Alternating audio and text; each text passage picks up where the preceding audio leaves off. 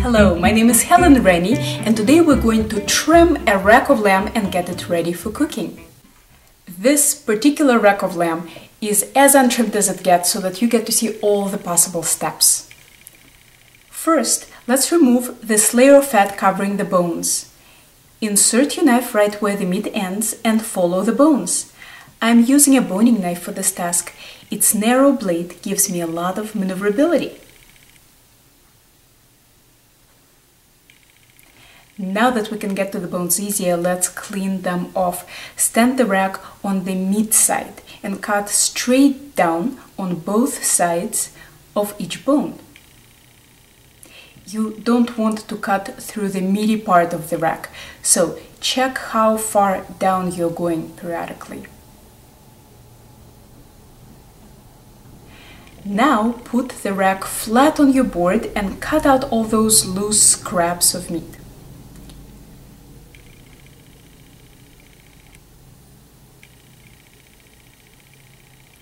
This level of trimming is sufficient to prevent flare-ups on the grill, but if you want to clean your bones further to make them prettier, you can scrape them a little with your knife.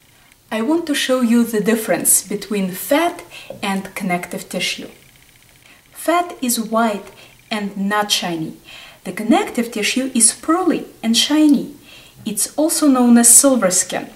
The silver skin is rather chewy, and I like to remove it. There is nothing wrong with fat itself, but if it is blocking you from getting to the silver skin, it has to go too. The only time we don't remove the silver skin is when it's holding muscles together. As you can see, a rack of lamb has two muscles. Here is the eye, that's the big muscle. It's really large on one side and gets a lot smaller on the other side. Here is the little muscle that covers the small end of the eye. We need to keep them together to maintain even thickness of meat. This means that we are not going to remove the silver skin between these two muscles. Luckily, it gets thinner and thinner as it goes under the little flap muscle, so it will not be too chewy after it's cooked. If you're holding the knife in your right hand, position the blade with the edge pointing to the right and insert the knife under the silver skin about 1 inch from the right edge of the meat. Cut all the way to the right to give yourself a flap. Now flip the knife around so that the edge is pointing to the left. With your left hand, pick up the flap of silver skin and cut to the left. Always point your knife a little up. If you lose the flap, no harm done, you can make another one. But if you cut through the meat, there is no way to sew it back together.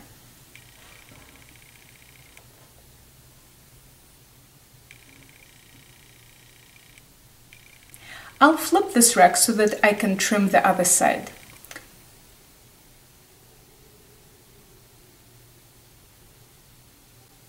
Let's finish trimming all the visible silver skin that doesn't require us to be pulling apart the muscles.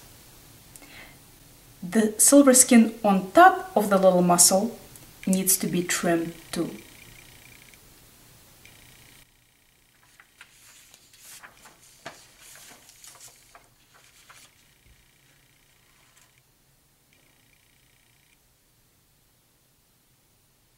I often get questions about this little layer of fat.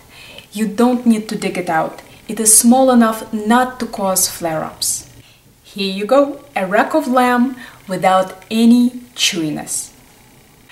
The same exact technique applies to trimming pork tenderloin, beef tenderloin, and any other roast. From Helen's Kitchen in Boston, happy cooking and baking to you!